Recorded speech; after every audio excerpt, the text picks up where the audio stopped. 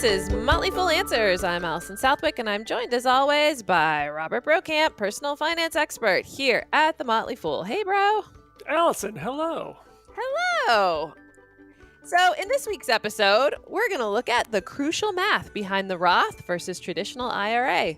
If you like wonky stuff, this episode is for you. You're going to love it. Absolutely love it. The rest of you, maybe not so much. All that and more on this week's episode of Motley Fool Answers. So, Alison, what's up?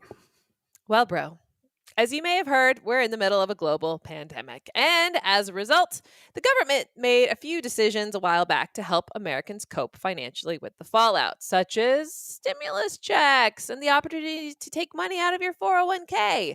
So, what did Americans actually do? A few recent surveys, studies, and articles tried to find out. So, let's start with being able to access your 401k. As you recall, and feel free to correct me if I get any of this wrong, the CARES Act allowed savers to take coronavirus-related distributions, emergency withdrawals of up to $100,000 from their retirement plans and IRAs. Those who are under 59 and a half can access the money without the usual 10% early withdrawal penalty.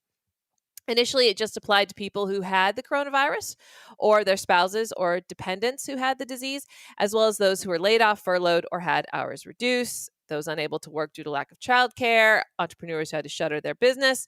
But it was eventually expanded to people who also had a job start date delayed or an offer rescinded due to COVID-19. So, did Americans take advantage of it? For that, let's head to the Wall Street Journal and an article by Ann Tergeson and Corey Drybush. The title, Americans were given the coronavirus option to raid their 401k. Most didn't. So there you go. Moving on then. All right, I'll dissect the article a little bit for you. So Fidelity Investments, which is apparently the largest 401k provider in the country, has seen 4.6% of eligible people take some money out through September 30 due to the virus, and an additional 1% have taken a so-called hardship distribution that allows withdrawals for reasons including buying a home, preventing foreclosure, or paying medical bills. That is compared to about 2% a year that typically take a hardship distribution. The withdrawal rates are, according to Dave Stinnett, head of strategic retirement consulting at Vanguard Group, much less dire than we were thinking back in April. He says about 4.5% of eligible people in retirement plans Vanguard administers took the money out due to the crisis, and 1.5% did so on hardship grounds through September 30. So why didn't many people take advantage of this option? Well, the article also says it right there in the subhead. Low-income workers who would be most likely to tap a retirement savings account are least likely to have one. So, for example, we know coronavirus has had a huge impact on the hospitality industry. That's an industry where most employees aren't offered paid time off, let alone a 401k. Overall, about 1/3 of private sector workers don't have access to a workplace retirement savings plan. And most of those who do have access to one didn't actually see their income disrupted as a result of the coronavirus. The article goes on to warn more generally about the growing trend of 401k leakage. Okay, I was expecting you to start laughing when I said the word leakage. I smiled. I smiled. know. I didn't want to interrupt you, but I smiled. It's a word that makes us all smirk. Does that make your 401k moist if it's leaking? Ah! Stop it. Ew. Okay, let's just keep moving on. I'm not the one who named it, okay? According to analysis by economists at Boston College's Center for Retirement Cashouts, it's a very specific center, 401k, loan defaults, and hardship withdrawals reduced the wealth in U.S. retirement accounts by an estimated 25% when the lost annual savings are compounded for over 30 years. All right, moving on. What about that coronavirus stimulus check? How did Americans use that? Well, for that, we're going to head to Liberty Street Economics, which features, quote, insight and analysis from New York Fed economists working at the intersection of research and policy. One of the provisions, just to remind you, in the CARES Act was that taxpayers earning less than $99,000 a year or $198,000 for couples were sent checks worth up to $1,200 with an additional $500 for each child. In total, the IRS made 159 million payments worth $265 billion. Oof. The hope was that can you imagine? Wow, it's a lot of money. That's a lot of just doing something too, sending out 159 million payments. Anyway, the hope was that consumers would, of course, spend the moolah, prop up the economy a bit, which shrank by 9.5% in the second quarter of 2020. So, what did Americans do with the money? You might be wondering. I was. The answer is not super interesting, but here we go. In the special June survey of consumer expectations, 89% of respondents reported that their household received an economic impact payment, with the median payment being $2,400. New York Fed's analysis shows that households spent a relatively small share, 29% of these payments by June 2020, and allocated the remaining funds equally between savings, 36%, and paying down debt, 35%. So they also broke it down by age, income, and education. So if you want to go know more, you can head there. But for example, if you look at income, those making less than $40,000 a year spent 39.8, so almost 40% on paying down debt. 31.2% went to savings, 21% went to essential spending, and 5% to non-essentials. So, okay, that's how those with the lowest income did. How about those with the higher income, those making more than $75,000 a year? 30% still went to paying down debt, and 40.8% went to savings, 14.7 was spent on essentials, and 9.6 on non-essentials. The Fed didn't go into what kind of debt we're talking about here, credit cards, auto, mortgage, etc. But it's interesting that across the income levels, paying down debt is where everyone plowed a lot of money. So, even though much of it went to paying down debt, the Fed's analysis shows that the economic impact payments have been acting as a significant boost to the economy. Now that the election is sort of in the rearview mirror, maybe side view, rear view, Congress is heading back into the office, and lawmakers are now expected to start debating a second round of stimulus. But how much stimulus could be coming and when? Stay tuned to find out. And that, bro, is what's up. Wealth management firm Alpha Architect, which also publishes excellent research-based articles, estimated in 2018 that the tax benefits of retirement accounts range between 0.7% and 2.7% per year, depending on your tax bracket and your returns. Compound that over decades, and you're talking tens of thousands of dollars. And ever since the introduction of the Roth account in 1997, investors can further boost the benefits of these accounts by choosing when to realize certain tax savings. We're hearing more and more about the Roth these days, and I get a ton of questions about them when my colleague Dan Kaplinger and I run a financial planning Q&A every week on Fool Live, which is this all-day Zoom call for Motley Fool Premium members. So we on the Answers team thought we'd devote a whole episode to addressing the Roth versus traditional decision. But first, a little history of the Roth, which of course starts with the traditional IRA. The traditional IRA first became available in 1974 with the passage of the Employee Retirement Income Security Act, also known as ERISA. But then, back then at least, IRAs were only available to folks who didn't have a plan at work. That changed in 1981 with the passage of the Economic Recovery Tax Act, also known as the Kemp-Roth tax cut, named after Representative Jack Kemp of New York and Senator William Roth of Delaware. It lowered the top tax bracket from 70% to 50%. Today, the top tax bracket is 37%. But it also made traditional IRAs available to everyone. Now, Bill Roth was a fiscal conservative who grew up in Montana during the Depression. He became interested in politics because he wasn't an athletic kid, so he would hike to the Capitol to watch the legislators in action. He served on MacArthur's staff during World War II and then went to Harvard for business school and law school with the help of the GI Bill. He moved to Delaware in 1954 and got elected to Congress in 1966. He was kind of a mild-mannered guy. He actually wasn't the greatest of public speakers, but he always campaigned with a dog. He said, "You stand out with a St. Bernard and the kids come over. They want to pet the dog, and it gives you an opportunity to talk to the parents." Encouraging Americans to save was one of his legislative priorities. Along with Senator Bob Packwood, he first proposed the Roth IRA, known then as the IRA Plus, in 1989. But it wasn't until the Taxpayer Relief Act of 1997 that it became law. The Roth was a Republican. It was actually a Democrat's idea to name the IRA after him. Pat Moynihan, the senator from New York, said, quote, "This was Bill Roth's idea. We ought to call it the Roth IRA." Unfortunately for him, the creation of the Roth IRA didn't prevent him from getting voted out of office in 2000, and he died in 2003, 3 years before the Roth 401k became available. President-elect Joe Biden, who served with Bill Roth in the Senate for 28 years, said that Roth was, quote, the person I trusted most in my public life. By the way, Roth's wife, Jane, is a Harvard-educated lawyer and accomplished judge who was inducted into the Hall of Fame of Delaware Women in 2013. And at the age of 85, she still sits on the bench. She once said, quote, when I hear Roth IRA, I think of my grandson, who was born about the same time as the Roth IRA became law. I told my son he should have named him Ira, but he went with Charlie, which is probably for the best. But every time I see him, I think of the Roth IRA. Okay, that's all the history. Let's get into which type of account you should choose. With the traditional retirement account, contributions lower your taxable income this year. The investments grow tax deferred, but you pay taxes on withdrawals. With the Roth, you don't get a tax break on contributions, but growth and withdrawals are tax-free as long as you follow the rules, and we'll get to those a little later. So the question is, when do you want a tax break? This year or in retirement? If you're in a higher tax bracket this year than you expect to be in retirement, then a tax break this year is more valuable, and thus the traditional might be optimal. If, on the other hand, you expect to be in a higher tax bracket in retirement, either because of your income or you expect tax rates to go up, then the Roth makes more sense. The internet is full of tools that can help break this decision down to actual numbers. Just do an online search on traditional versus Roth calculator and you'll get plenty of results.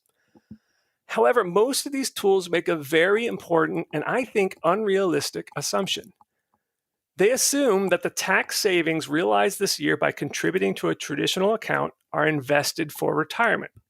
So for example, let's say you're in the 24% tax bracket and you contribute $10,000 to a traditional 401k. That will lower your tax bill by $2,400, which you then sock away for retirement. In other words, contributing $10,000 to a traditional account actually allows you to save $12,400, whereas you could only save $10,000 if you chose the Roth. The problem is most people don't think of it this way, and there's evidence that employees likely aren't investing the tax savings. They're likely spending that money.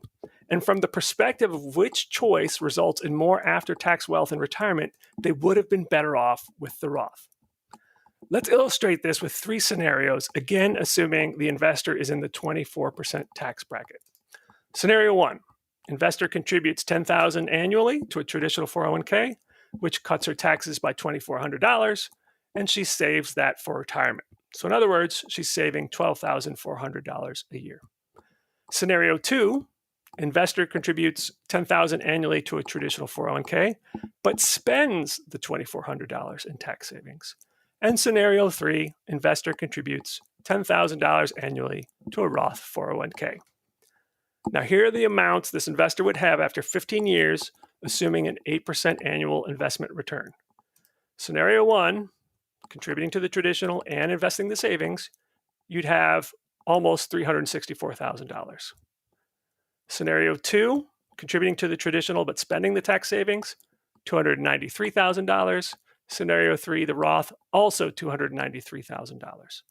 So no big surprises there. Saving more in scenario 1 leads to a bigger account. And scenarios 2 and 3 have accumulated the same amounts because they're saving the same amount.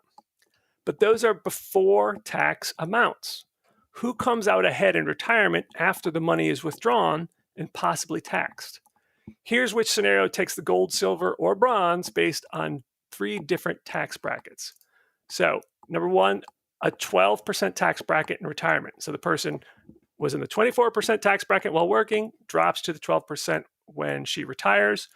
The winner is scenario 1, the investor who saved in the traditional and invested the tax savings. Next is the Roth, and the last is scenario 2, the traditional account, but the tax savings weren't saved. So someone who will drop into a lower tax bracket in retirement benefits from contributing to a traditional account, but only if she invests the tax savings. Now, who comes out ahead if the retiree ends up in the same tax bracket?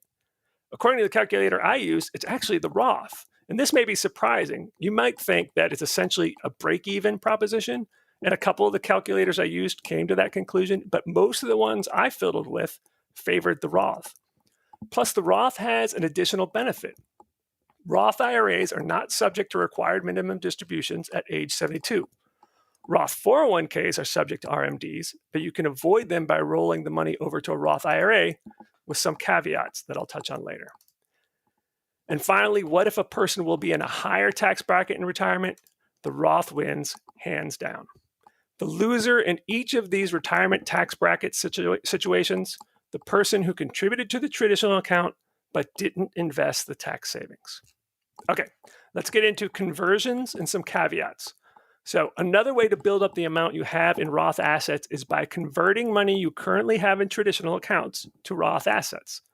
However, the amount that you convert will be added to your taxable income this year, which will result in a higher tax bill. And the math for this is somewhat similar. If someone is in a 24% tax bracket and they're considering a $10,000 conversion, the analysis would involve the future after-tax value of $12,400 growing without the conversion versus $10,000 growing after the conversion, the $2,400 difference being lost to taxes owed due to the conversion. An online calculator can also help with this, with a key factor being where the tax money comes from, the retirement account or other tax savings. Note also that I've been using 401ks in our examples. That's because there are no income restrictions on the deductibility of traditional contributions or the eligibility for Roth contributions. However, this is not true of traditional Roth IRAs, which are subject to income limitations that change every year, and there are calculators that help determine which type you're eligible for. Okay, let's briefly just get into those pesky Roth rules. Withdrawals of contributions are always tax-free, and withdrawals of earnings are tax-free as long as you're 59 and a half, and the account has been open for at least 5 tax years. The 5-year Roth rules sound pretty straightforward, and they mostly are, but there are some differences between Roth IRAs, Roth 401ks, and Roth conversions. For example, all your Roth IRAs follow the same 5-year clock as the first IRA you opened, but each Roth 401k has its own clock.